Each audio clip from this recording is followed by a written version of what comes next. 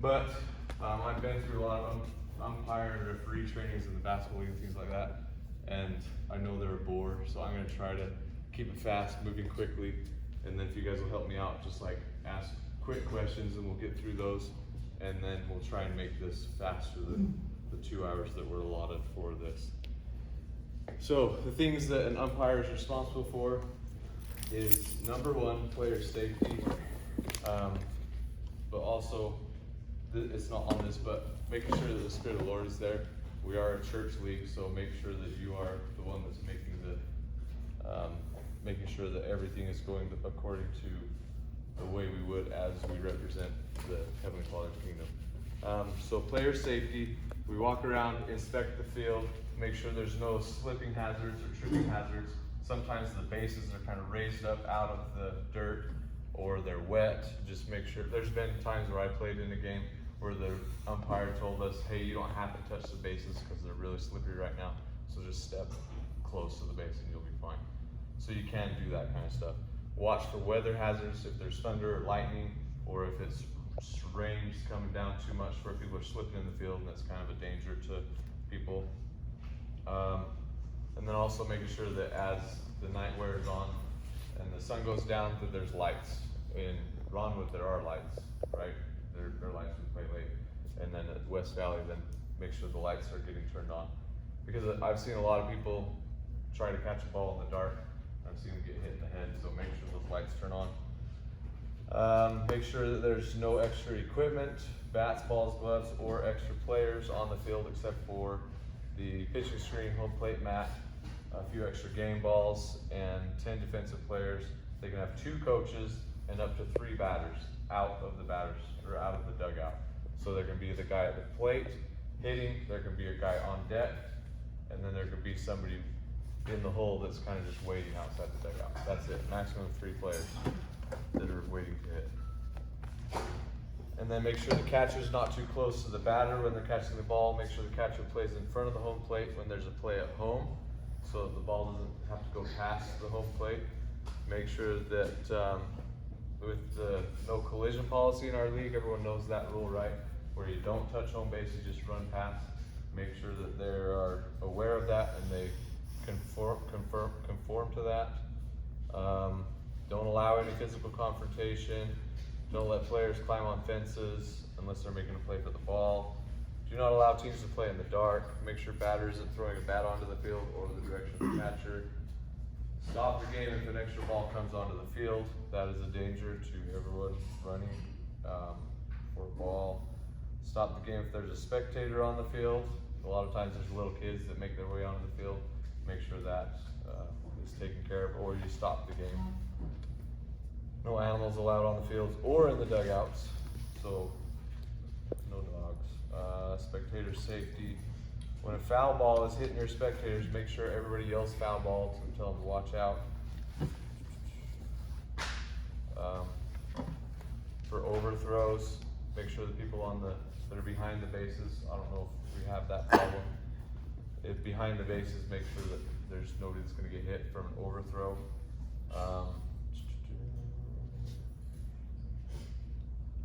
And if you guys have questions as I go through these, then make sure you ask them, because I'm just going to go through this really quick. Do we have access to the lights if they don't have? We have a person managing the facility that will turn those on, so the captains should have access to that information. They can talk to the person that needs to turn them on. The manager will know who that is. So make sure all players and spectators don't use inappropriate language, racist or immoral, or swearing, name calling, etc. Make sure all players and spectators promote good sportsmanship. And part of the good sportsmanship is, as players, when we are playing, even if you haven't ever umped, recognize that the umpires are not perfect. They may miss something, they may see something from a different angle that was different than what you saw, and that's okay. If they saw what they saw and they call what they call, then understand that that's what they saw. But if there is a question about the rule, then ask them about the rule. Make sure you understand it and that they understand it. Because a lot of times at the level that we play at, then there may be misunderstandings of the rule, so make sure that we all know the rule. And if we have to bring in a captain or we have to bring in somebody that, knows all the rules, then we can ask those questions. Cause we're gonna go through a lot of rules, and a lot of them are like, in the heat of the moment, then it's really hard to think, now, they can have 10 players on the field, and if the ball goes here, then like thinking about all that right then is really hard.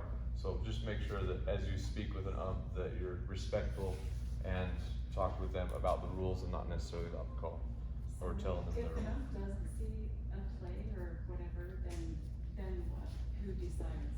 So there should be a first base ump and a home plate ump, and the home plate ump is the governing ump. Okay. So he should be able to make a call.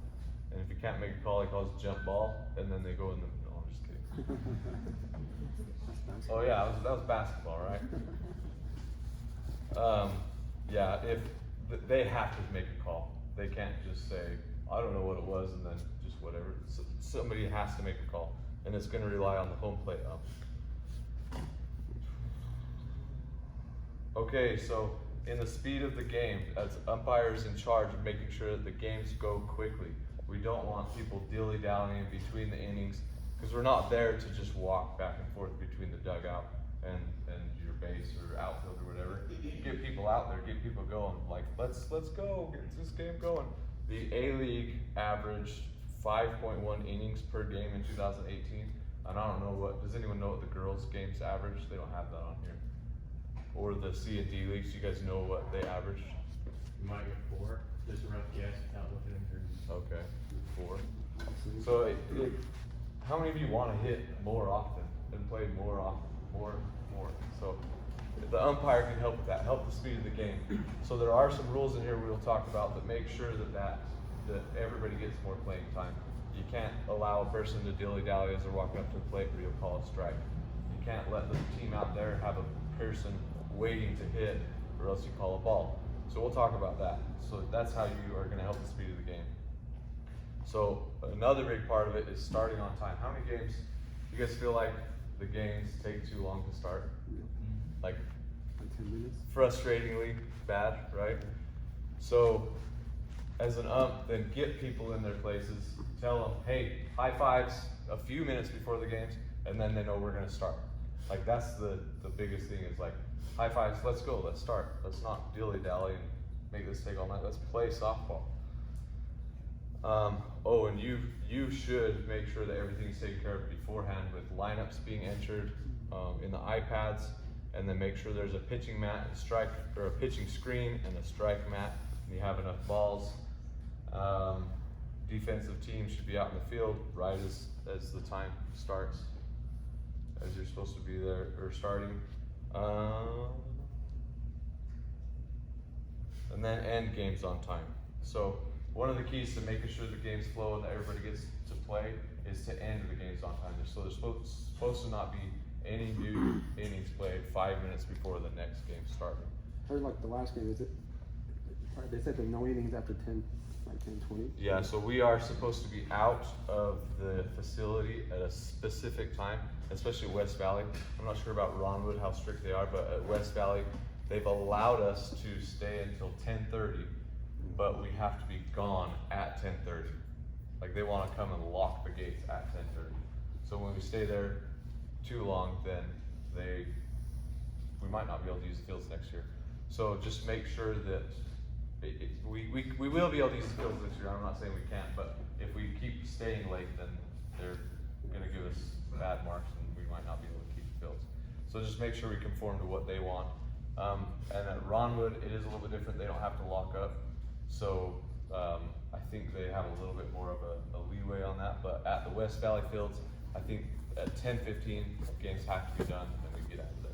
Can I get a clarification on when the known meeting time and kick time is per game? Is it?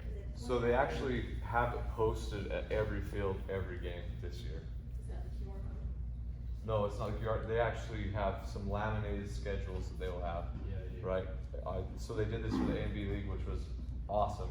This year, then James Young is commissioner and he's doing awesome. He's had the schedules posted to every league, balls, screens, strike mats, all of them are there because the field manager is there. And as far as I know, Isaac, you are making sure the field managers have all of that at the fields, correct? For the C and D leagues. Also on the bottom of that schedule, that tells you when the last inning Right, so in that schedule, it lists at each time when there's no new innings in the schedule. So it's very, very clear. And then as an ump, make sure everybody's taking care of the fields and the complex, that there's no trash left, and that people are not just out there digging a hole with their foot while they're waiting for somebody to hit the ball. Just make sure people take care of the fields. We wanna make sure that we represent who we are with the respect and way we would treat our own stuff. Okay, and if you have questions, then Isaac is probably the man to talk to for the C&D leagues, and then Heather Kingston is the commissioner of the girls league, or talk to your captains. All right, so this is the fun part, the umpire rules and procedures. So we're gonna go over the hand gestures, and so for a strike, then you're just gonna hold your hand out here. And one of the things that I wanna emphasize with hand gestures is people out in the field, they don't hear what you're saying. So if you say strike, then they don't know what you did, what you were doing. But if you go like this, then they know that was a strike. So you're helping everybody there, and you're helping the people in the field. Strike is this side, ball is left side, okay? And out is up here, out, okay? Just hold your fist up. And then safe is this. And then we've got foul ball. So say this is where home plate is, then I'm gonna point out away from where the ball is, or where the fair. So like if this is fair, right? Anywhere in between here is fair, then I'm gonna point out here, and I'm gonna yell foul ball, foul ball. But if it's fair, then I'm gonna point in, and I'm not gonna say anything. And the reason for that is because foul and fair sound too much the same. So foul ball is the only thing you yell. Understand? Now for home run, you don't have to do the motion, but this is a home run. And then time is here. Hold your hands both straight up. So if you call time, it's important for an ump to call time after every single play. So that's as soon as somebody on the infield has control of the ball, then you call time. Okay? And there's no play that can be Right. reasonably made. So when everybody's at their station, so at their base, the runners have stopped at their base, and someone on the infield controls the ball, you call time.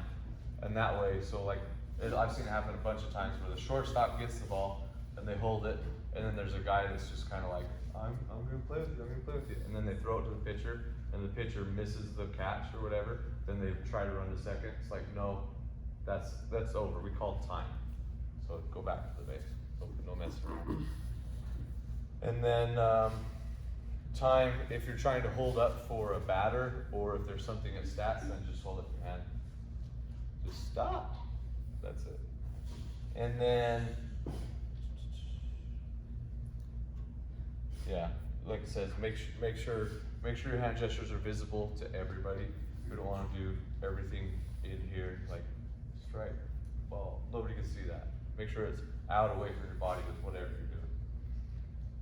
And it's good to use your mouth as well too, because then, like, depending on where the spectators are, they may not be able to see what your hands are doing. Right. Yeah, that's right. So as far as rule changes, some captains might get together and say, well, I like it when we do this. Let's do this way. And the captains agree, so let's do it this way. That can't happen. Umps go by the rules, and that's it. There's no rule changes within each game. The umpires can't change the rules either. Only the athletic board and the softball committee can approve a rule change. Okay, so how many players do we have to have in order for it to not be a forfeit? 7. 7, good. So any less than 7, then it's a forfeit. You can allow an additional 5 minutes if they have players coming for them to start. As an umpire, you can say, you have 5 minutes. If they're not here, we're gonna have to forfeit. And that is somewhat common in the C&D leagues, right? Because having a hard time getting people there sometimes. But if you give them an additional 5 minutes to start, You cannot give them additional 5 minutes of playing time after the end time. That doesn't affect the end time. The end time stays exactly the same. So, gameplay. The games go until the time limit that's posted or 7 innings, whichever comes first. You can only have 10 defensive players on the field at an inning, and you can only have 12 batters on the roster batting. Every batter starts with 1 ball, 1 strike, pretty standard. Legal bats and balls. I don't know how we did. I have a question. We have 13 players. Yeah. They do have 13 players this time Yeah. for the Girls League, A-League. And they just added that, so I don't know. I think that you DH someone, actually, on it. So there's only supposed to be 10 defensive Yeah. players, so you have to DH 3 players. So if, Well, you I trade- think they did trade that out just two. because there's more people that Yeah. drop off. So we're gonna, since we, yeah. We have 13 people. 13 was just barely added, and I think that was just a decision, Norm. Do you do automatic outs on when you have that low roster? Yeah, so I'll go over that part in just like, it's almost the next thing. Sorry. No, you're fine. That's something I wonder too. So our league doesn't allow players to be pulled down to the lower league, except in the case of a trade. But both upper and lower teams have to be playing at the same time. That's really confusing, but yeah. So, Leave that to the captains. No trades, just whatever. Trades are done. Yeah, trades are done, but yeah, there are exceptions. Just leave it to the captains. Doesn't concern the umpires. Okay, so auto outs, that's the next section. So if you have 9 or more players, no outs. If you have 8 players, 1 out. If you have 7 players, you got 2 outs. If you have 6 players, it's 3 outs. So that's why you forfeit. It's 3 outs. It's just like, it's over. So when do you apply those outs? At the end of the lineup, exactly. So it doesn't happen every single inning. You got automatically 1 out because you only have 8 players. It's at the end of the batting order when those players were supposed to bat, but then they just have to take an out. So if a player shows up late, they can be added at any time in the lineup as soon as they serve on defense and then come in, or if they show up, then you can just put them in. Okay? Can I clarify that? I thought if they came late, they were added to the bottom of the lineup because you'd already gone through. So if you've already gone through the lineup, then they have to be at the bottom. But if they come and you've only gone through 4 batters, then you are able to add them right at that point. After that one. Yep. even if you've already, your team was up first, and then, so the bottom of the first inning, you can still just plug it right in. No, they had to have played defense if you're the bottom of the first inning. Yeah. So they had to have played defense. But if you're first batters, then you can put them in wherever. Okay. Does that make sense? So if you're the So home team, you're field first, they come in when you're batting, then they, even if you go through your whole entire lineup, then they have to skip batting? Yep. Okay. Okay, so pitching, no intentional bunts are allowed. That's, I don't know if anybody ever does that. Sometimes unintentional, yeah, good point, man. I've done it, I'm guilty. And then pitching, it has to reach at least 6 feet high and can't go above 12 feet. 12 feet is pretty high. 6 feet is just above people's heads. That's the best way to do it. Just make sure it goes above somebody's head. Once the pitching motion is started, the umpire cannot call time. Unless there's like a ball on the field or there's a kid, or it's just scary if you're like, time, and you kind of run out on base if they swing the pitch. That would suck. I have a question. Yeah. If you're in the middle of play and ball goes onto the field, what do you do? Then you just have to let the play go and then call time and wait till the ball gets out. But that can't stop everybody from running a base or trying to make the play. You have to just wait. That's a good question though. Sorry, I have. No, don't apologize for questions. We're gonna get through this really fast. Okay. And then, So if a player does come and you're only on your 4th one, you have to stop the game and have them add it to the roster if you're gonna put them in right? yeah, and it might be like 30 seconds that you have to wait. They should be able to insert them pretty Okay. fast. They just move them up in the lineup. Okay. So automatic balls and strikes, this is what I was talking about with the speed of the game. We can call a strike on a batter if they are not in the batter's box and everybody's ready. So let's say somebody went to get a drink or go to the bathroom and they're up to bat, then if they're, you can count to 10. 1, 2, 3, 4, and all the way to 10, strike. If they're still not there, count to 10, strike 2. They're out, okay? And then the same thing goes for if the defensive team is going out into the field and they're just walking, they don't really care, and there's a batter up and the pitcher's stuck in the dugout or doing whatever. If they're ready to bat, start calling balls every 5 seconds. So balls are 5 seconds, strikes are 10 seconds. Does that help? It's considered unsportsmanlike conduct if a player tries to use these rules to delay the game in hopes of running out of time so the game will end. So I've seen players walk up to the plate like this. That's unsportsmanlike. Like, So what do you do if someone does that? I would recommend taking a bat to the back of their, no, just umpire say, hurry up, hurry up. And if it's your son, you could spank him, like, or your daughter. Make sure to give the offensive team whatever time you would normally give them, even if the time is up. So if they go up to the plate, and a lot of players do this, they go up to the plate and say, hey, can you hold them up for a sec? And they just get into their stance and ready to hit. But if they're like, okay, hold them up, then you can just like, hey, the ball's coming in, you better hit it, okay? Just don't allow that kind of nonsense. And don't do that nonsense either. Can they change their swing in the middle of it? Can they go right, left? Man, I got in trouble for that. So we've never had switch hitters. Who can hit left or right? We have one. There's one.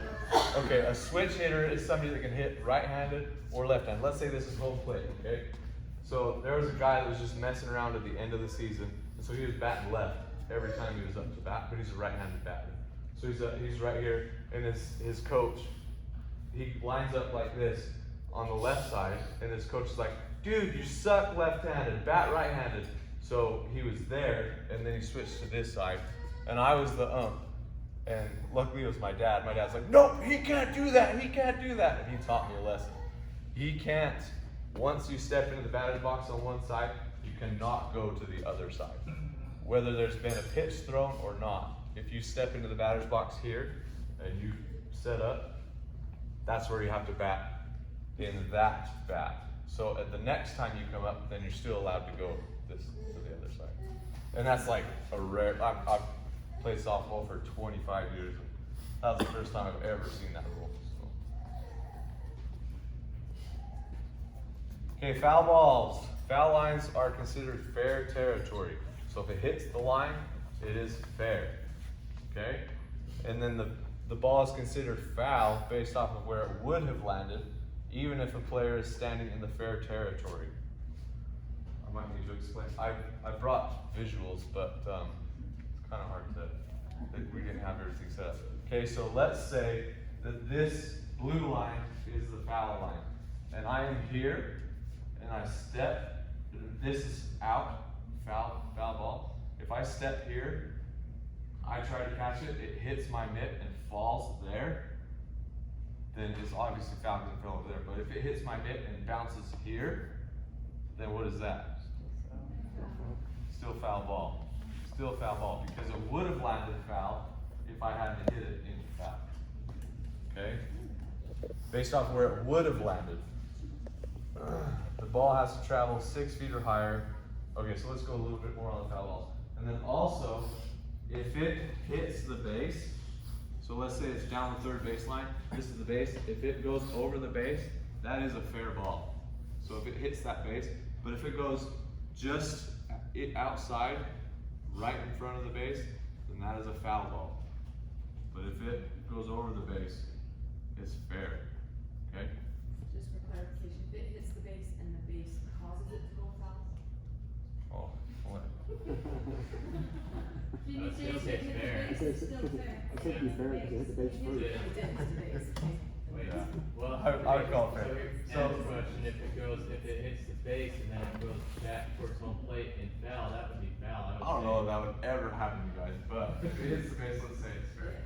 So let's say that it bounces, so this is the base here. It bounces here, it has a spin on it, and it rolls this way, it's gonna be foul. Okay, if it goes out at all in front of the base, then it's a foul ball. So if it bounces and you're a pitcher and you see that it's going foul, I would just let it go foul. That's the smart thing to do. Sorry, so if it lands inside and then it goes out, anywhere inside of the bases? Inside the bases, it will be foul. Yep. If it lands inside the bases, Yep. it goes foul this time. Yeah. Before the base. Crazy, huh? What if the player like? If a player kicks it out, then it's still fair. So if you put enough spin on that ball, and just it'll go. Yeah, before the, then. Only before the base, right? The ball has to travel 6 feet or higher in order for the catcher to get the batter out. If the batter has two strikes, then there is no height restriction rule. So, just to explain that a little bit further. So if I swing at the ball and it hits the bat and then goes straight back and the catcher catches it, it will be an out if there's 2 strikes only. But if there's only 1 strike and that happens, then it's just a strike, a foul ball. It's a foul ball. Okay? They catch you. If they catch it. So there's been times where you hit the ball and it barely even just nicks over the ball and they catch it at catcher. It's only an out if there's 2 strikes. This is one where you're like, you want to write this kind of stuff down, because these are one of those where I was saying, you think about this instance and this instance, like how are you going to do that fast? Unless you just know. Up a certain height. It does Right. on the second half. On the second out, it doesn't have to, or the second strike, it does not have to go a certain distance, it's just catch. But on the first strike, it has to go at least 6 feet in the air, and then you catch it, and then it's an out. The reason I'm saying second strike is because everybody starts with 1. Yeah. So strike, Oh, on strike 2, it has so to go on- 6 feet. yeah, let's right? clarify that On instead. strike 3, it can Yep. just go straight into the net, you know, right? So if you have 2 strikes on you, then it's an automatic out no matter where they catch it. If you only have 1 strike on you, then it has to go above 6 feet. Does that make sense? I can see everybody writing that down in your head, right? Should have brought notepads, you guys. I can't believe you. What's what? 2.5 strikes. So 2.5 strikes happens when they've hit 2 foul balls, or if they strike and they have 2 strikes, and then they hit a foul ball, then they get 1 more chance to hit a fair ball. If you hit 3 foul balls, then you're out. So you can hit. Does that make sense? Yeah. 2 strikes, hit a foul ball, that's 2.5. And then it has to be fair when there's 2.5. Infield fly, this is kind of a tricky I one. can remember. And I brought visuals so I could explain it, but they didn't work. Okay, so infield fly only applies when there's a runner on first and second base, okay? And there's only 0 or 1 out, okay? So an infield fly cannot end the inning, because when there's 2 outs, the infield fly rule does not apply. So anytime you're an ump and there's a player on first and second, take note in your head, this will be an infield fly if it pops up. So what's the infield? Where's the infield? Like anything that, it's not even inside the bases, it's anything that the infield can easily catch. So even if this is let's say that's the base, and the shortstop's usually back here, if I can easily step back and catch that ball, it's an infield fly. But if I have to take off and run and catch like this, it's not an infield fly, that's in the outfield. Does that help?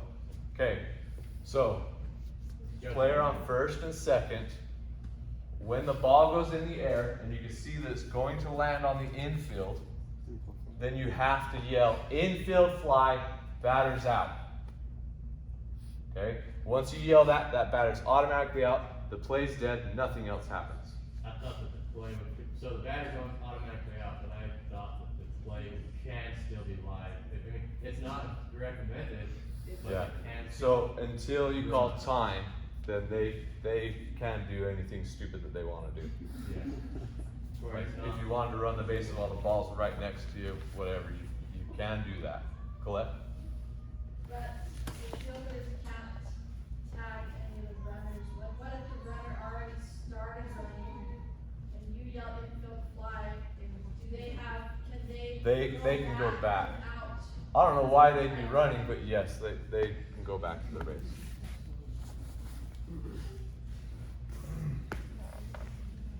So, I shouldn't have said the play's dead. Thanks for correcting me, Jonathan. The play's not dead. The play is live, but anybody would be idiotic to run when the ball's on the infield. So that applies only if there's 1 or 2 outs? It only applies if there's 0 or 1 out. 0 or 1. Right, you cannot end an inning on an infield fly. So that means that would be the 3rd out. If you call infield flyers, the batter out regardless of the catch. Yes. Yeah, Yep. sadly. So that's the last part of this. So Sorry. if you mistakenly make the call of infield fly, then that batter's out, and you cannot change that. So make sure you know what you're doing when you call infield fly. So if there is 2 outs and that happens, then what is it? Then you have to play. If there's 2 outs, you won't end it on that. Basically, you're preventing a simple double play because the baseman's gonna go and not catch the ball because then they're gonna be forced to run to have him go on every base. So he's not gonna catch it so they can get it because it'll be easier to get a double play. Getting 2 runners out is closer to home than just getting that single batter out. And so if you already have 2 outs, it doesn't matter because you can't take more than 1 out at that point. So it's an advantage to the batting team to call that guy up, the batter out. And then they don't catch it, and then they just, They don't catch it, they're automatically out, and they're not forced to run. if they catch it, then is it still? Well, if they call infield fly, it's out no matter if they catch it or miss it. That is one that sometimes as an ump, it seems like maybe they either forget to notice it, and so then you got people saying, hey, that was an infield fly, and then what happens if you didn't catch it and it plays going on, what do you do? You have to If just you play missed it? that. If you missed it, you just keep playing. Yep. So if the umpire missed it, then it just has to go. It just has to play as it is. Because you can't go back and check, that was an infield fly, they shouldn't have run. It just has to play. It has to go, otherwise there's chaos. Do they have to say infield? So they have to say before it touches a defensive player. Before the defensive player catches it, they have to call infield fly. Ideally, when it's peak, it's high. So when you, as a defensive player, if you're smart, you'll watch the ump and listen. And if they don't call infield fly, then don't catch it. And then you get that double play, possibly triple play. What if they're in 3rd too? Then that's the same. It's just a person on 1st and 2nd. At least First and 2nd, yep. Someone can't- If there's somebody on 3rd, it still applies. It doesn't matter. Okay, is that clear as mud? Like, if we all wrote it down and memorized it, then we'd be able to call it like that when Are it's you gonna time. get this listed? Yes, this is actually online. Oh, okay. I just pulled this off the internet this morning and just, I'm teaching it to you now. No. So, runner interference. This is a fun one. So, a runner is out if they intentionally interfere with the defensive team trying to make a play on the ball. So, one time I hit a fly ball straight up in the air. I knew where I was going to land, and so I just walked with my bat to where that ball was going to land, and they couldn't catch it. And then I got called out. I learned this rule that day. You cannot interfere with a player on purpose defensively. So let's say there's a fly ball and it's not an infield fly, person running from 1st to 2nd runs and stands right where that ball is going to land, then that batter is actually called out. Okay, so you cannot interfere on purpose with the defensive player. Runner, not the batter. Oh, Either one. Anybody running the bases cannot interfere with the defensive player. So offensive interference is if an offensive player intentionally interferes with a defensive team trying to make a play on the ball. If they yell anything to the defense player trying to make the play, if they say, drop it, butterfingers, I got it, or throw it to home plate when there's a play at first, then that could be called an automatic out by the umpire. Any offensive player that is not a base runner has to make an attempt to get out of the way of the batted ball so the defensive team can make a play on the ball. Base coaches can't touch the runners during a live ball. How many of you guys have seen kids games where they're going around first and the umpire's like, go to second, go to second? That's not allowed. Base coach must stand in the coaching box, and as far as interference, then if the base coach stands there and the ball lands right next to them, then they're fine. They're not interfering. As long as they're in that coach box, then they're fine. But I would try to get out of the way. What about high five? What? High five, good job, can you do that? Oh, after the play you can, but not during the live play. Where is the coach box? So if this is a base, if this is first base, then there's usually a line that's drawn that's about 2-3 feet away from that base, and then that's the coach box. So they can tell the player to go, but they can't. Yeah, they can't- Right. Is that what you were saying? Yeah. Make contact. Yeah, like a lot of times when this is first base and they go that way. Okay. I've seen it many times. Is that batter out if they do? Um, Like if they just give a high five? I don't know, depends how much. Yeah, it should be out. It should be out. It could be one of those things where it's like, hey, don't do that. That's going to be an out if you do that again. I wouldn't necessarily be like, hey, that's out. I'm not that hard. I don't think you guys should. On deck batter must stand in the on deck circle. They're different on every field. Sometimes they're painted, sometimes they're not. I've seen some people go out there and make their own on deck circle. That's fine. Just make sure it's out of the way of everybody. Base runner who already got out, who continues to run the bases, thus simulating a live runner, is called interference. And gets a second out. Yeah. Okay, so what if it is interference? Then they might get out again. So, like if I run second, and then I'm running to third to pretend like, so the people on the outfield are trying to throw it to third, and then they throw it to third instead of throwing it to the other base. If I'm trying to interfere, then I could get somebody, they could call somebody else out. Does that make sense? So who would be out? I think that they would just. Whoever you want. Out. Just say, if he's already out and he interfered with somebody else where there could have been a play on somebody else, then just call that other player out. The runner that you called out. Well, if the runner's already out. The runner's already out. No, the other runner that Yeah. interfered with the play that they could have got them out, they are on the second line. What if they don't hear that they're out, like what if they don't Yeah. realize that someone's. Then you can use your judgment. Yeah. Cause I would tell my players. You can usually tell by the look on their face, like. That you You know.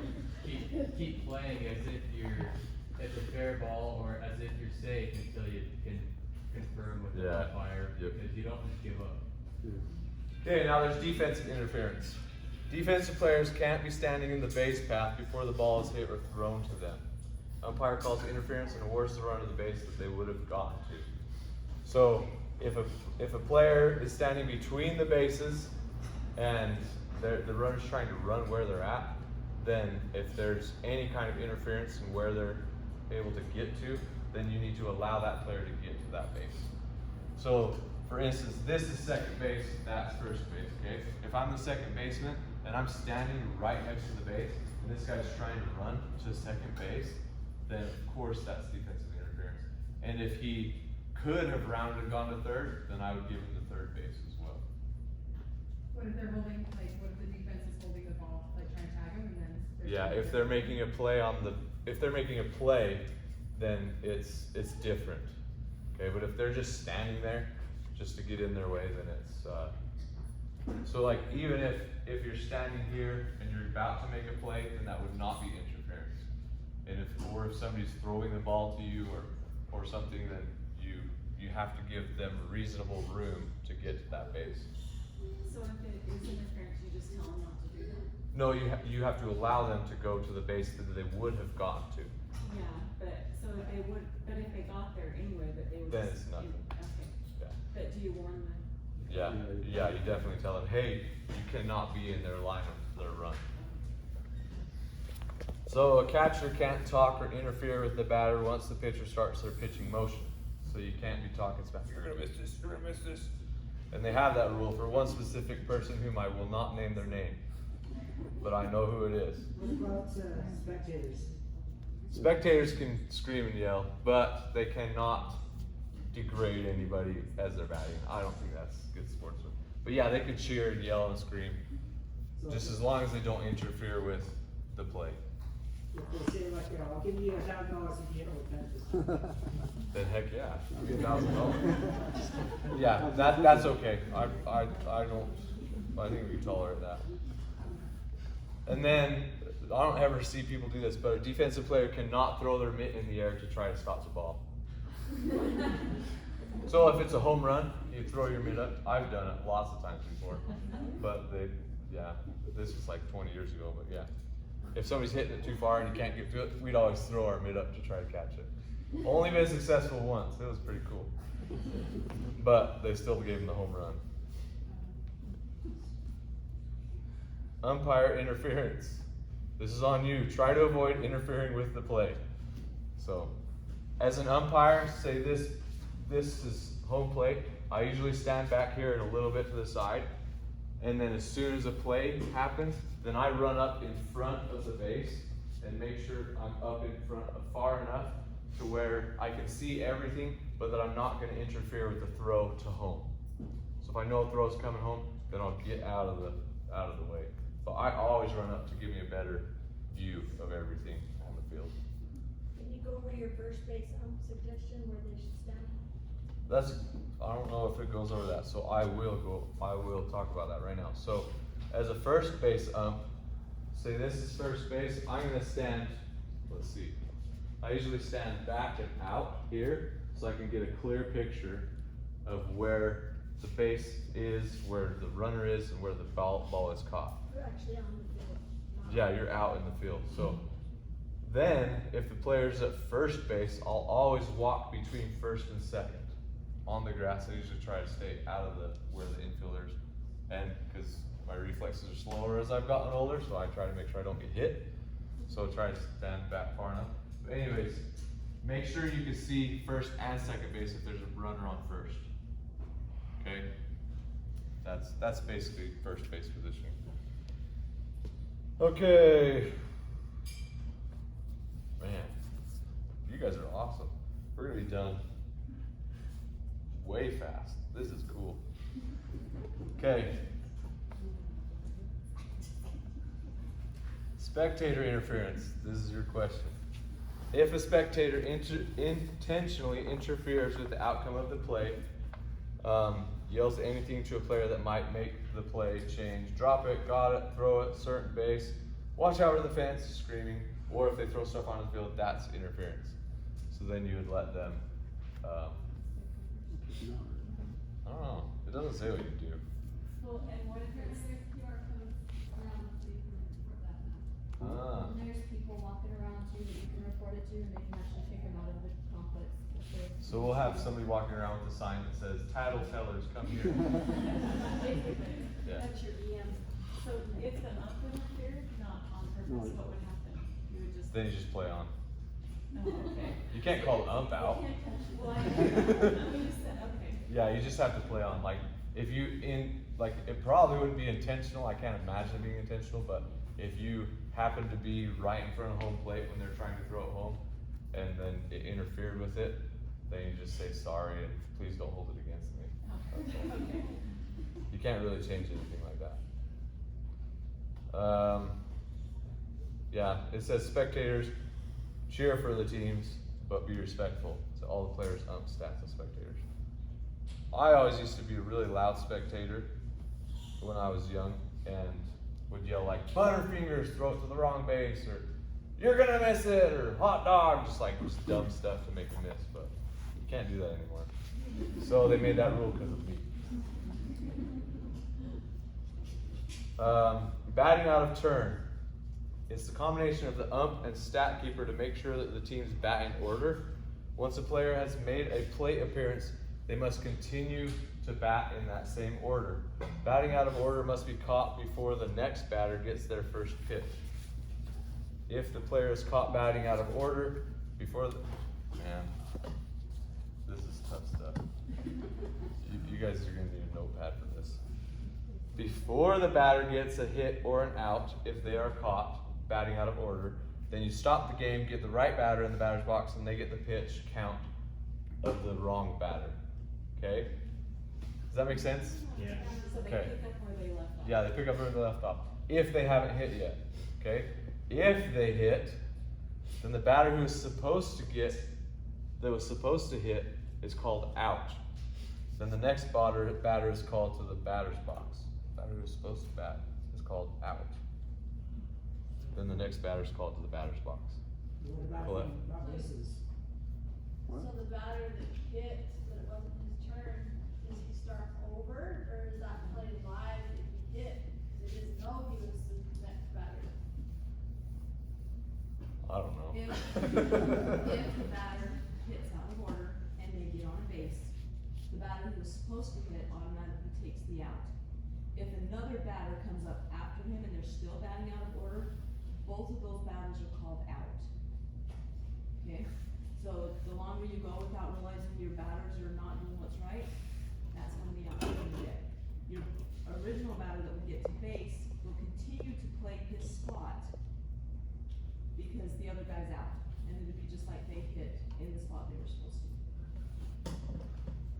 So, Whatever she said. Yes. We had to come up, we had 3 people out, so they had to actually take out the next inning also, because they had 3 people hit that weren't supposed to before someone came back from the bathroom. So you could potentially get like 9 outs? Potentially, yeah. Okay, but so if they would've caught it after the first. No, you wouldn't call every player after that out. I think it's only the one out. Just the one. It's just the one. Yeah. Otherwise you have to keep adding those outs, yeah. No. You don't add outs for every single, because you're only batting out of order once. No, because If the you next skip person that batter, happens. then they get It's out. just the one out. That's when we did it, then we actually had 3 people that batted out of order because nobody took their spot. Well, was it out of order as in it went 1, 2, 3, 4 in the first inning, and then it went 1, 4, 3, 2? No, because you had your 3rd batter that didn't bat, so your 4th one went up and he batted out of order. And then the 5th Next one one. batted out of order because he was supposed to bat before him, so. No, because that's only one person batting out of order. I'll clarify that, and I will text every single one of you. Just put it Just in the, kidding, I just won't. put it in the sports group. Yeah, It's- we can it's clarify that. critical for your health But and your the staff way, to talk to each other. the way that this describes it is the batter that should have batted is out, and then you go on to the next batter. Okay? So if you go 3 batters in, Sounds like. then the way I would, based on what this is describing, if you go 3 batters and then it's like, oh, this person never bat, then call them out and let the next 3 play. So it's basically 1 out. Yep, that's what this is saying. So I will clarify that. Thanks for bringing that up, Ann, but we'll clarify that and let everybody know. So is it the ump and staff keeper's responsibility to keep the lineup going, right? Yes. Or is it coaches, or is it a combination of everything? So as far as an ump is concerned, you can't rely on the coaches. It's the ump and the stat keeper. They are constantly making sure the right person's up to bat, that's part of their duty. Yeah, right? yep. What do you think about new people? Brother Paul said we should all know everybody's name. Actually, I'm with you, Hannah. I learned so many people's names when I referee basketball games or I umpire games, but I always try to say, who's this person? Who's their parents? And yeah, it helps. It's awesome. I get to know a lot of people just because I'm being an ump.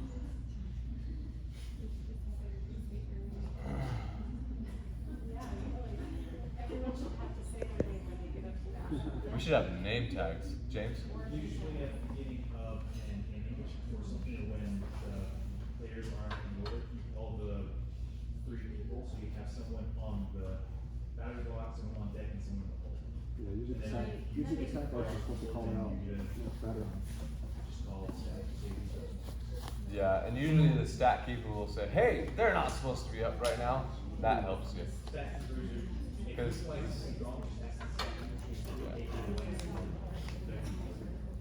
Did you have a question, Ann? I just wanted to clarify something, I actually thought, and you can tell me if this is wrong, it is the coach's responsibility to do it, it's the staff person's responsibility to catch it if it's wrong.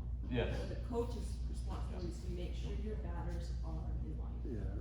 Right, but from an umpire's perspective, Yeah. he can't ask the coach, he's gonna go, stat keeper, you take care of that for me, to let me know. So you, umpires, and the stat keepers are on the same team, make sure you guys work together to, know who bats when. It seems like the captains would make sure it happened too, that it's an out. Well, they should, but yeah, if they don't, then you have to punish them for it. It's the coach's responsibility, it's the stat keeper's responsibility to catch it. Okay, a thrown bat. How many people have had a bat thrown at them? Holy cow. As an umpire, that could be like, ouch. I've had my shins hit before. So a batter cannot throw the bat at the catcher or infield position player, or in a just like hugging manner. So you can issue a warning for the first violation, and then automatic out for the second violation. If you don't have to issue a warning, you can give an auto out on the first violation if the ump chooses. So, like, let's say they hit the ball, they hit it high, it's in the air, out of anger, throw it at the fence. I would call them out, and maybe make them sit. Yeah, if they're already out, then you can't punish them even more. But Let the coach know that there's behaviors unsportsmanlike and needs to be watched. and you can eject somebody for throwing the bat too. So if they hit the ball and they just let go of the bat, is that considered throwing? So I've seen a lot of people where they hit, and part of their motion is just like to To let go as soon as they're done. Yeah. Then you coach them and say, hey, you gotta hold on to the bat and put it down or throw it in a way that's not gonna kill somebody. Just keep in mind that's at every umpire's discretion, so you just, Yeah. I would It advise is a going with discretion. what Garrett's saying, but you can have an umpire that's an automatic out at the first time when it's a person's just motion that they just release the bat. I've seen catchers get hit, I've seen umpires get hit. Usually if somebody gets hit, then I'll call them out. Is it spectators? They went to the fence. I've seen that in baseball, never softball. Okay, let's say the runner leaves their base path. Okay, this is one that's come up quite a bit. A base path is 3 feet on either side of the base path. So if I'm trying to run from this blue base to that blue base, then I have 3 feet over here, and I have 3 feet over here to run to that base. Okay? So if somebody's trying to tag me, I can run all the way over here to avoid that tag. And then if they don't tag me, I'm still there. I can run all the way over here, but as soon as I fall out here, then I'm out. You cannot go out of the runner's path as they're trying to tag you. However, if you're rounding first, and it's hard to stay in that 3 feet, it's okay. All right? So if you're rounding first and you go outside that 3 foot path and nobody's trying to tag you, then that's all right. Because it's hard as your rounding basis to stay within that 3 feet. As long as you're not trying to avoid a tag. So do you, Any base. Any base path. do you need to touch all the bases as you're rounding the bases? Yeah. Yep. If you don't touch the base, we'll go over that, but yeah, if you see somebody that doesn't touch the base, then you have to challenge that call. Yeah, that's the, You have to challenge it. It's the defensive teams, yes. And I'll go over that in detail. So a batter hit by a pitched ball. If a batter gets hit by a pitch, we're not throwing the ball very hard, so it's just a ball. Okay, we don't get a free base. Baseball, you get a free base because it hurts, so you want to be rewarded. Okay, fielder's choice. This is kind of for stat keepers mostly, but a defensive team chooses to get a base runner out rather than the batter. That's a fielder's choice. It's a judgment call. They decided to get the runner instead of the batter out. Doesn't really change anything as far as the ump is concerned. It's mostly for stats. So remind the scorekeeper, if necessary, that that's a fielder's choice. It goes against and the reason they have to have fielder's choice is because it goes against the batting average of the batter rather than the person running the bases. Okay? Not a big deal. So they can do that, like, I mean, it's okay to do that, Oh right? yeah, yeah. That's like I said. It's mostly a stat thing. I'm not really sure why it's on here. I just read it because it's there. It's mostly stats. Yeah. So ground rule double, if a ball leaves the field of play and goes over the fence, then all base runners get to advance one base in addition to the base they are running to. So that means if you hit it far, it hits the ground, bounces over the fence, out, and goes outside like it would a home run, then it's only 2 bases. And also, if somebody is advancing to first, they throw the ball and it goes over the fence, then they get an additional base. Or if you're throwing it to third and they're running to third, it goes out of the fence, then they get to go home. They get to add 1 more base. Every runner, not just the guy that's running. Right. for- Every runner gets an additional base. So if someone overthrows it to first, but it goes over the fence, everyone gets to take 1 more. Yep. Yep. So it's an automatic double. If the ball goes over the fence, it's 2 bases. If it doesn't, they can just keep running. Yep. Is the play still live after they throw it out? No. So 2 bases and then it's over. Does 'Cause- that count if it's into the net too? yeah, dugout's the same thing. So there's been times where somebody threw a ball and the gate was left open for the dugout and the ball went into the dugout. It just rolled into the dugout. Then that's out of play. So you have to have. Automatically they get another base. Automatically. Goes and gets it before they Yep. start running. Yeah. Megan? You know those yellow poles on the girls' belts that are on like the edges? Yeah, the foul ball. Yes. Yeah. So if a ball goes like over the fence, but like hits that and then bounces back in, is it fair ball? Or is it like supposed to be like, So it'd be a home run if it hits that and bounces back in. yeah, that's what I was. But then it depends on where, like if it hits that line, then it's fair. So if it hits that, that is your foul ball, line, that Yeah, yellow. or is it just above the fence? Right on that. Like if that pole wasn't there, it would actually be a home run. Yeah, if it would've gone over the fence, then yeah, it's over. Or a tree, or. Yeah. Yep.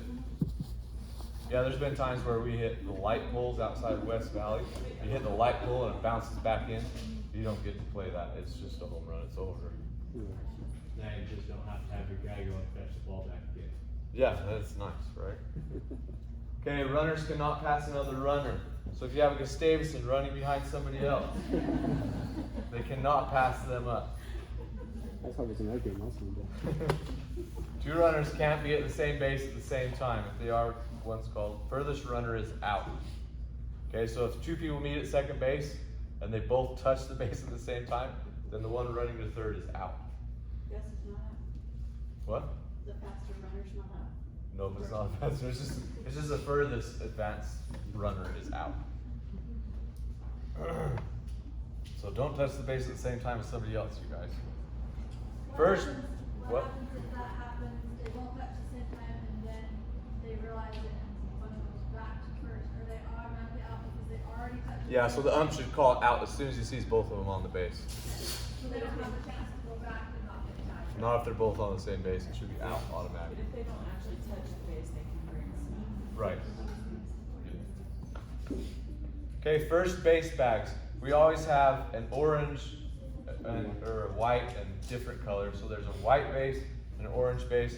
The orange base is for the runner to run, touch that base and overrun. The white bag is for the defensive player to touch. And if either one touches the other, if there's a play on first, then it's automatically in the favor of the other person. The call's in favor of the other person. So if the defensive player touches the orange bag and the guy who runs the base, even if he doesn't even touch the base, then he's safe. Okay? Because if I was running to first and somebody stuck their foot out, then I'd be like, I'm not touching that base, I'm gonna trip. So it's a safety thing. The reason they have those bases is because of safety thing. If they're both touching the right base, but there's contact between players, that doesn't matter? Yeah. Okay, yeah, That's- okay. Unless it's just looks bad, like if the first base is like. Yeah, okay. like But if that. the runner's advancing to second, they can touch the white base, right? They don't have to touch it. If they're advancing to second. As long as there's not a play on first. Alright, if they're Yeah. advancing, they can So touch that. this white only base. applies if there's a play at first. So like if I'm running the base and there's nobody that's gonna throw the ball and I touch the white base and I still overrun first, but there's no play there, then you don't call them out. Okay, it doesn't matter. But if there is a first baseman there, ready to catch the ball and their foot's on the white base and they go and touch the white base, then you might be calling out, because that's a safety thing. As umpires, like I said in the beginning, we're required to keep everybody safe. That's our job. So the runner gets the inside bag or the outside one? The runner always gets the outside bag. Outside. Yep. Do they have to actually touch that? Yeah. Or can they run past it? Nope, they have to Yeah. touch it. But then you can't run past it too. Yeah. Wait, You can run back. You can have touch to it. touch it. You just have to step on the base and keep running. Yeah, that's. Only on first base. Or that's I meant, they have to touch it. Hannah? Can you get them out if they turn to the left and go back on the base if you tag them, or? Yeah, I guess, I Does think the- I am supposed to does the talk runner about have that. to turn So left? if that base runner makes an attempt to go to second, then they can be tagged out. But if they run past the base and then they just walk back, then there's nothing. It doesn't matter. But you which can way tell, they it's turn it. pretty easy to tell if they're making an attempt. So if they, like that at all, then that's an attempt. But Even if they retreat on that attempt, it's like, oh, they got in base, then he better hurry and get back to that bag, cause he's gonna get out. Is there a certain way the runner has to turn if they're not running first base? Like, do they have to turn towards the dugout? Yeah, it's better to, but like, as an umpire, just watch their intention, that's what you're mostly measuring. So if you see them run past the base, and then they turn to watch the play like this, then I wouldn't call them out, because it's intention. This rule is based on intention. It says, the runner can turn left or right, as long as they don't make an attempt to advance to second base. The umpire has to decide if it looks like they attempted. So you're better to turn right, but there's no, but it's Yeah. not required. As umpires, just watch the intention. That rule is based on intention. And then this is one of those exceptions that's gonna make everything confusing, but the bags are swapped. So the infielder, or the runners, or the outfielders' bags are swapped if the defensive player is making a play on the foul ball. I don't know when that would ever apply, but they are swapped, okay? I've never seen that. You lost it, but we're good. Yeah. If you see that, then you can come tell me and I'll say congratulations. If the runner's trying to run, did not tag up, then I would If the first baseman Yeah. get a do foul, that, but that'd be the only thing I can think of. and the runner can go take the inside track. Okay, leaving the base early. Runners must be on base when the pitcher starts their pitching motion. The first base safety bag is in foul territory and is not considered the base. Okay, so you gotta be on base when the pitcher starts their motion. And if before the batter hits the ball, then you still have to be on your base. No pitch is awarded and play is dead. Runner is automatically out. So If they leave the base before the batter hits the ball, then they're automatically out. Okay.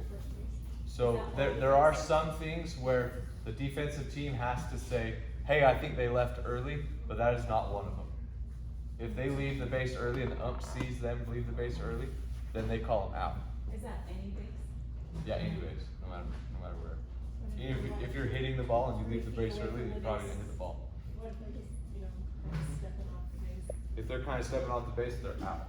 Then they're So out. the reason for that is because in baseball, you can actually be off your base as much as you want. But in softball, the bases are a lot closer, so you have to be on your base as the bat hits the ball. So before defensive player catches the ball for an out, they have to, so if somebody catches the ball, gets somebody out, then they have to tag up. So they have to have their foot on the base as the defensive player, as it hits their mitt. Okay, as it hits their mitt is key, because if it hits their mitt and they drop it, then you can run. Okay, so I would just, as an offensive player, wait until it hits their mitt and then run. So as an ump, you're listening for that catch, that hit, and then watch them at the same time.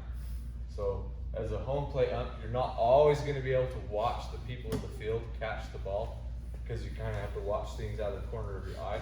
So I would like listen for that hit and watch their feet before they leave the base. And this is one where the defensive team has to contest the call, or they have to, what is it called? Challenge it or appeal it. They have to appeal that. That's the right word, appeal. So they have to appeal that call. If a player leaves before they tag up or before the ball is caught, then they can get away with it unless the defensive team says, hey, I think they left early.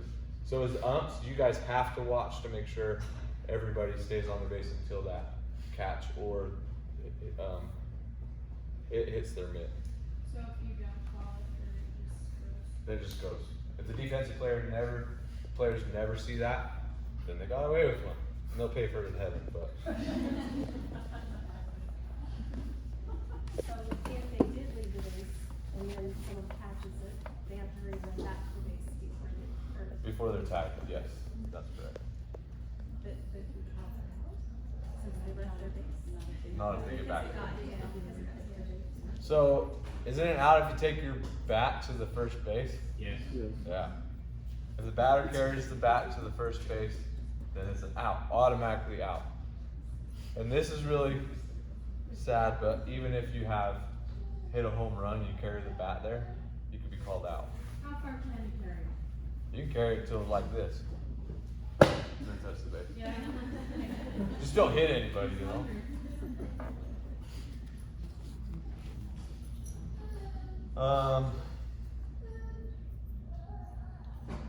Appeal plays. Yeah, the appeal is the right word. Umpire cannot say anything.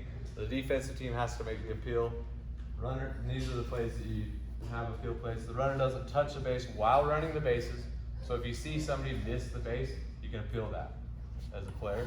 But as an ump, you gotta watch that, make sure people touch the base.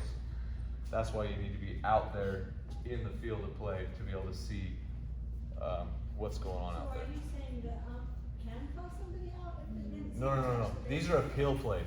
So these are plays that the defensive team has to say, hey, I don't think they touched this base. So then what they would do is they'd throw the ball to that base, touch that base, and then the umpire would say, yep, they're out, or no, they touched the base. But if we clearly saw they didn't touch the base, we don't. And then what if the umpire didn't see them not touch the base?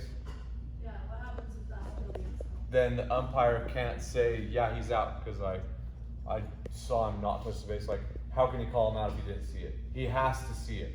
So as an umpire, you have to see everything. So be aware of everything. So, sorry, I'm just making sure I understand. So if I clearly as an ump see somebody did touch that, I can't call them out, I have to wait for the other team to Yep. appeal it? Yep. Same thing on tagging up. So if a runner doesn't tag up, then you can't call them out. You're just like, okay, I got you, boy.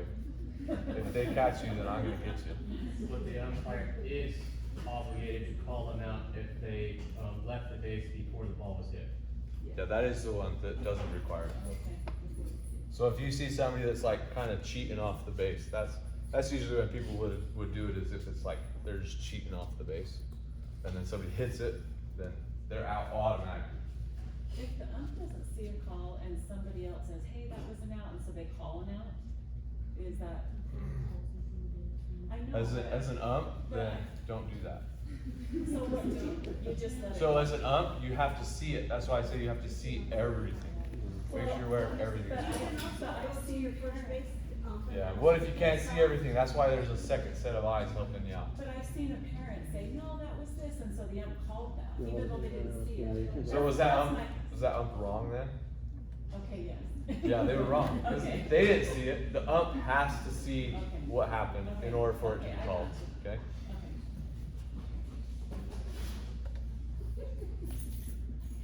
Holy cow, you guys are awesome. This is the last one.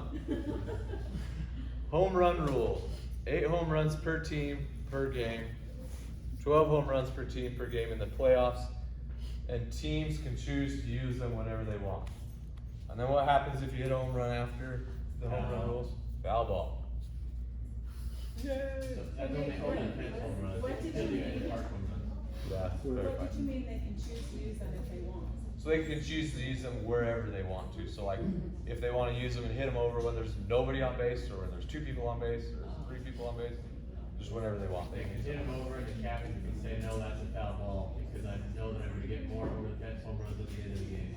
No, you can't say it's a foul ball. Why You do you can't say that you can choose to So you can use the home runs however you please, up to 8. That's all it's saying. So if you get all 8 in the first quarter, that's all you get. Okay, but you Once you can't, hit 8 home runs, then but the it's cap done. cannot choose to. The captain can say, hey, don't hit a home run, we need to save it. Okay, but you can't change the, No. oh, okay. Most people can't hit a home run on accident, so you usually use your home runs on purpose. And in the park, home run does not count against that total. So you can actually hit 12 home runs in a game if you use 4 in the park home runs and 8 out of the park home runs. And then the stat keeper does have the ability to keep track of those separately. The stat keeper will keep track of an ITP or a home run. Are there only 4 in the park? No, there's no limit. You can hit 30 in the park home runs, okay? Yeah.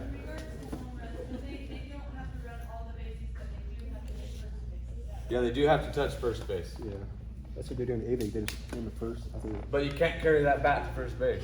You have to drop it or you're out. No, you just go to first Just go to base. And first, then, and then- it's like a victory. The victory rock. It's like, oh yeah, I'm too cool. I have to run first base. That's But you what- didn't clarify the line between third and home.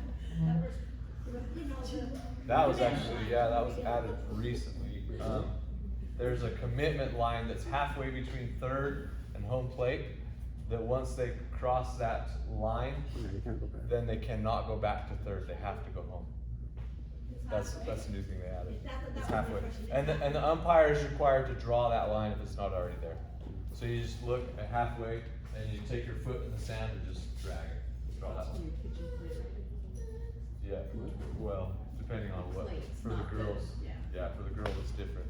Usually just use your judgment, yeah, the home plate is usually if the about player halfway. hits the home run base at all, they are out, they have their. Correct, yep, yep. It's not the plate, it's the batter's box. It's a batter's box, if they hit Yeah. that one, that's supposed to be for the defender. Anywhere in there, it's an out. And then- It's automatic out. Even if you hit a home run, and you run all the bases and you touch that, you're out. So that's just if they're going home, so if they're almost to second base, they can run that. Yeah, Yeah. yep. Commitment line is only for home plate.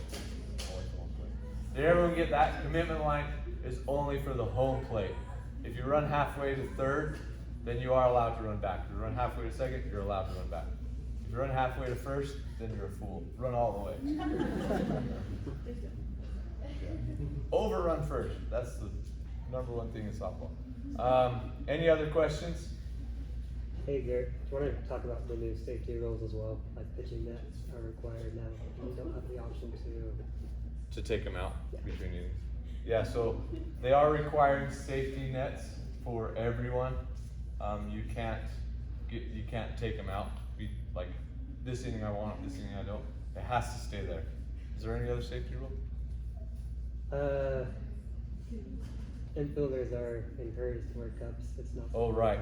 Men wear cups on the infield. Don't be shy about it. Wear them. It's your family, it's your eternity. Wear them. True. And then also, 15 minutes before a game, you can't have, Oh, yeah. ball hits. Okay, so Oh, yeah. last year we had some pretty brutal injuries as far as people warming up. Somebody got hit in the face directly from a hit in warm-ups. And so what we've set in place now is that nobody can hit an actual softball 15 minutes before the game. 15? Yes, so at 15 minutes before the game, usually that's when they start their captain's meetings. And so at that 15 minutes, nobody's allowed to hit a real softball. You have to hit sandballs. You can hit sandballs, but you cannot hit a real softball. But you can still throw balls. Yeah, you can throw balls. Just don't throw it at anybody's face. Yeah. You don't need anything else like that. So, Nora? one other question in regards to this is not about rules, about softball, but if you're umping any other affiliates on their phones or hanging out with their friends, Yeah, we and can't they do won't that. call loud enough, what can you do to get them to do what they need? Take your phone away. That boils my blood a little bit just hearing you say that. So I've actually refereed or umpired with people and they have AirPods in, Yeah. and I'm mean enough where people will actually do what I say. So I said, take out your AirPods. You cannot referee or ump this game with AirPods in. He's like, well, I'm just on call. If somebody calls me, then I have to answer. Then you shouldn't be here. You should be doing your job somewhere else. So find somebody else or take the AirPod out. You have to be in the game. Like I said, the umpire has to see everything. If they're talking to their friends or they're on their phone, what are they gonna see but nothing? Nothing is not everything. So that's, you just pose yourself as maybe the home plate on talking to the first base, but maybe as a player would obviously tell the captain, well then what would a captain, because, That's, the umpire yeah. is the one above it. Right. Up above the captain, so if So as a captain, I would speak to the official, the umps, and say, hey guys, you're not paying attention. Can we do something different? If you don't see a change, you can leave feedback that lets the league know that they should never be able to ump again. Or they can have somebody give them a serious talking to do things the right way. That's one thing that I really want to stress with all of the umps, is that you're in control of so much in this game that a lot of people get into the game, they're like, I don't even want to be here, I don't know why they make me ump, this sucks. Everybody else sees that, and everybody else feels like, ugh, it makes the time worse. So if you're there and you're umping, make it fun for you. Have fun doing it. Whenever I ump or referee in games, then I always say, who won that game? I won that game. I had fun. As an umpire, you can't lose. So have fun at it. And Okay. never change their call, right? After they make a call. Oh, you can change the call, yeah. You can. Don't be pressured, just know where it is. Yeah, I would talk it over with other umps and then. Cause they can make a call and then they can. you can't change infield fly, and there's, But I do want to stress doing things the right way. As an umpire, make sure that you do it right. Make sure you know what you're doing, and make sure you do it in a way that everybody sees that you're doing your best. Because if you're not doing your best, then everybody questions whether you're right or not. But if you're out there and this is a home plate and you run out to see what's going on out on second base, and then you get it wrong, and you say, ah, everybody else is like, oh, but he was right there, so he probably got it right. Like, they question you less if you're giving it your all. That's what I found in umping. Whenever I ump or referee, then I'm just out there trying to do my best, and people don't argue with me when I do my best, I found. It's pretty hard to argue with somebody that's like, I was right there and I saw it. There's no way. Colette? Well, on her question, if an ump isn't really doing their duties, doesn't an ump get suspended for the next game if they don't show up or do their responsibility? Wouldn't it be the same thing if they kind of really weren't doing it? Because if you just say, well, have somebody replace you if there's nobody there, then they really didn't know their responsibility. So that could be their punishment to say, Yeah. you're suspended for the next game. At a committee level, we would deal with that. So if we heard feedback of people that just were standing there and didn't care at all, then we would probably suspend them to get them in line. That's about all we could do. Nora? You expect to be allowed when you call. As a pitcher? Yeah. Yeah, the flat calls, can we talk about that? Oh, the flat pitch calls? Is it the first base that calls it or?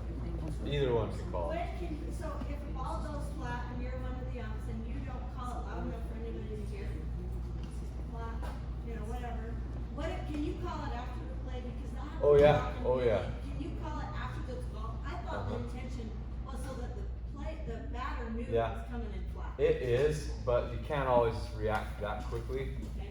especially if you're, it's hard, like, to see that right away and call it right away, because there is literally maybe a half a second between the peak of that ball and then when it reaches the base.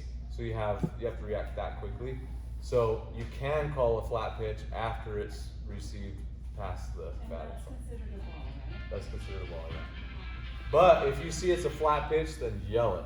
Flat!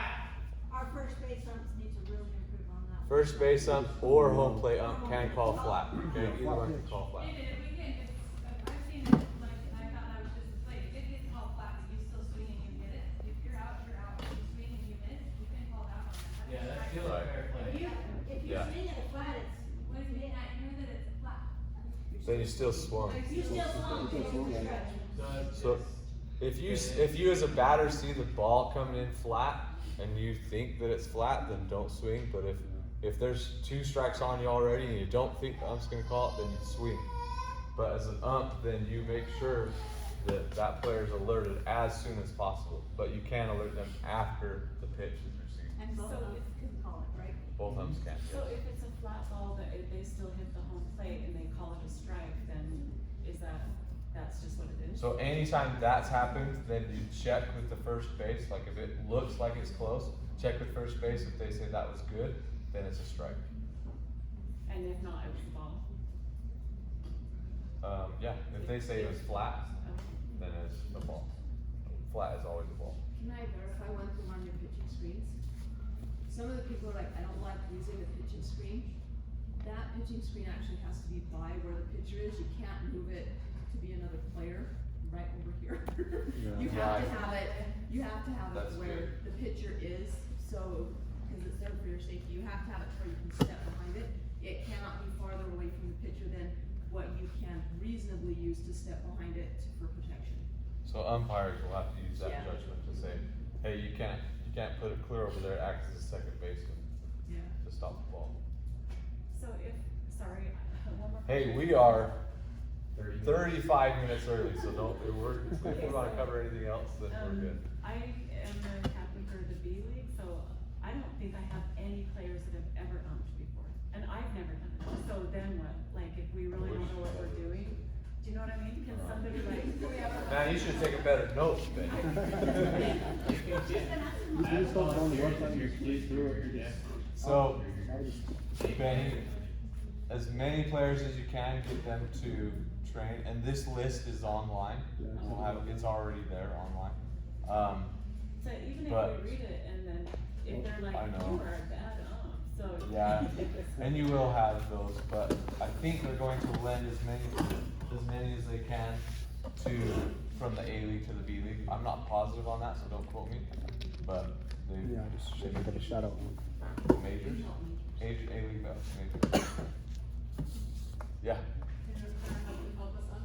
Can what? Can our husband help us up? We can have a He's husband. not an official umpire. Do you know that, Isaac? I don't think so. I think that's controversial. Heather said in our meeting yesterday that No, your husband can help you coach your team, We can't. Oh. but there can't be any other men on the field on the girls' team that's Yeah. not part of those teams. Like you can't have your son help, you can't have a husband can't have or a a dad. So basically, you can't umpire their game. Yeah. I think that's more referring to, like, having your son come and help you coach your team. This is kind of a different thing in here. That- I They agree. said nobody can be on, no men can be on the field except for people involved in the two teams. Benny's asking for an additional umpire. So Heather's gonna be the resource on that, Well, so you said whatever. only a certain amount of people can even be out there, but I know the ump is one of them, but can they have somebody Yes, with them? yes, Heather said that yesterday. You can have someone. What was yesterday? When Well, we we're gonna pick our B Oh, team. okay. They can stand there and help you, train you as you Yeah, go. like These you are all can have- girl you can specific have a rules, baby so ump. Heather's gonna be the governing authority. Then who was it? If nobody on our team does that? Okay. Thanks. Benny, one thing that's really cool is when the young people, you say, you gotta do it, and they figure it out and they do it. That's one thing that's really nice about young people. They step up and they do it. Any other questions? And don't feel bad if you have questions, ask them. So illegal pitch, is that where the pitcher pitches it above 6 feet, like if it's like 8 feet or 10 feet? Illegal pitch is Between 12 6 feet. and 12. 6 and 12. So it has to be between 6 and 12. So Usually they call it illegal pitch if it's too high. Oh, so if it's way above 6 feet, then that's. Or when if you it's call- above 12 feet. 12 feet. Yeah, So is that like a bad thing? probably. No, that's taller than 12 feet, but 12 feet is 2 Garrett's. yeah. Oh. Just stack me on top. Just visualize that every time, like, oh, 2 Garrett's? Yeah, that wasn't that high.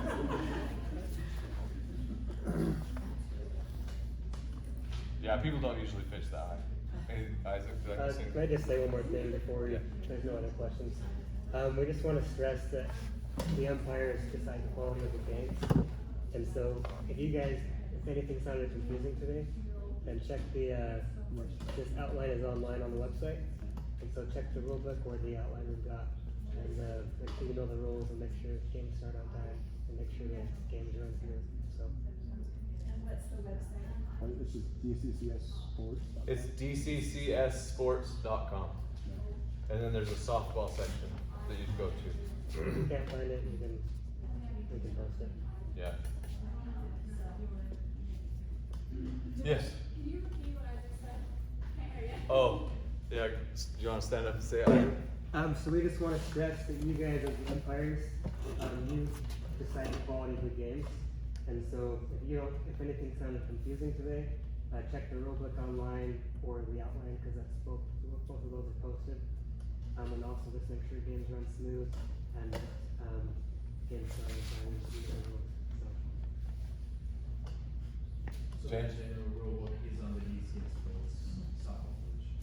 Yeah, what I just barely discussed was what I read was literally taken from the website. So the ump has to call the calls like within a second, right? Not necessarily, but yeah. You just make it as quick as you can. Once you start doing it, it gets easier. Yeah, don't worry about it. I'm worried. Okay, is there anything else? Okay, sorry if I confused you. At least I didn't keep you 2 hours, it was only an hour and a half. So, Paul, will you close with prayer?